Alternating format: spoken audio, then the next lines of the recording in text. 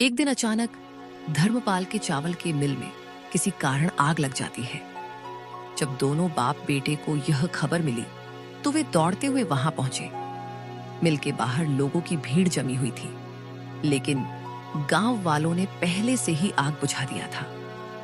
धर्मपाल और उसके बेटे को देख गांव वाले कान्हा फूंसी करने लगे। अरे, यह आग ऐसे ही नहीं लगी। यह तो धर्मपाल और उनके परिवार के किए गए बुरे कर्मों का नतीजा है। उन्होंने बिन माँ बाप के उन दोनों लड़कियों को बहुत परेशान किया था। अब देखो क्या हुआ इनके साथ। हाँ भाई, बिल्कुल सही कह रहे हो। मैं भी वही सोच रहा था। भगवान बुरे कर्मों का सजा इंसानों को जरूर देता है।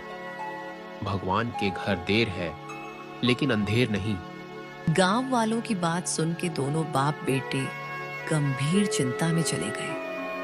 ज्योति और मीरा के प्रति उनका जो व्यवहार था, वो सोच के धर्मपाल को बुरा लगने लगा। तभी दूसरे गांव का एक जमींदार आया, जिसके साथ धर्मपाल यह चावल के मिल का व्यापार करता था। अरे ओ धर्मपाल, मिल में तो आग लग गई। मेरे पैसे तो सारे डूब गए। तेरे भरोसे मैंने तेरे जमीन में मिल खुलवाकर व्यापार किया था। अब तो मेरे नुकसान का भरपाई तुझे ही करनी होगी। सेठ जी, पता नहीं यह हादसा कैसे और क्यों हुआ, लेकिन आप निश्चिंत रहें, मैं कुछ ना कुछ करूंगा। आप मुझे थोड़े मोहलत दे दो, बस। अरे कैसी मोहलत, तेरे साथ व्यापार किया, वही तेरे लिए बहुत मदद हो गई। अब मैं तेरे लिए कुछ नहीं करूंगा। मुझे मेरे पैसे वापस कर, और उसके बाद तू अपने रास्ते। सेठ जी, आप ऐसा मत कीजिए। इस मुसीबत के घड़ी पे आप यूं मुंह मत फेरिए। मैं कुछ भी नहीं जानता। मुझे बस मेरे पैसे चाहिए। बहुत मदद कर चुका तुम लोगों की। तुम जैसे लोगों के साथ मैंने व्यापार किया, वही बहुत बड़ी बात है। तुम लोगों के लिए कुछ भी करना पड़े करो, बस मुझे पैसे दे दो। ठीक है, फिर आप मेरे इस जमीन को ले लीजिए। इस जमीन से तो आपका थोड़े से कर्ज चूकता हो जाएगा ना।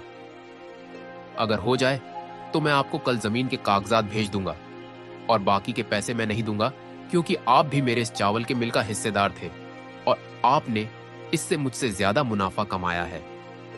अब इसका पूरा नुकसान मैं अकेला क्यों झेलूं? ऐसा है क्या?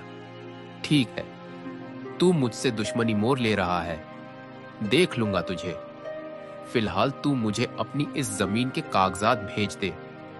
बाकी के पैसे तो मैं तुझसे बाद में वसूलूंगा।